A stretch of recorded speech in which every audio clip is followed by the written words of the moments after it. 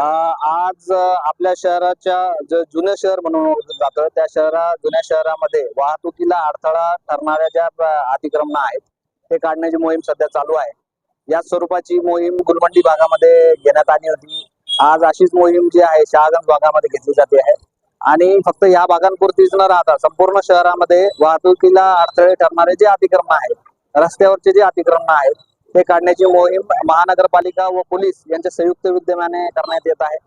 आजची ही जी मोहीम शहागंज भागामध्ये आहे आणि या मोहिमा एक वेळच्या मोहिमा नाहीत, म्हणजे वन टाइम मोहीम घेऊन नंतर त्या भागाकडे लक्ष न देणे असं न करता एक फिरतं पथक बनवून ते फिरतं पथक कायम या सर्व भागांवर लक्ष ठेवणार आहे, जेणेकरून रस्त्यावर जी अतिक्रमण आहेत ती होणार नाहीत आणि रस्त्याच्या कॅरेजवे मध्ये कुठल्याही प्रकारचा अडथळा जो आहे तो राहणार नाही याची दक्षता घेण्यात येईल।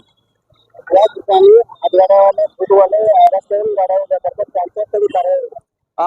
त्या संदर्भात कॅरेजवे मध्ये कुठल्याही हातगाड्या ज्या आहेत त्या उभ्या राहणार नाही अशीच सूचना सर्व हातगाड्यावाल्यांना पण आता देण्यात आलेली आहे।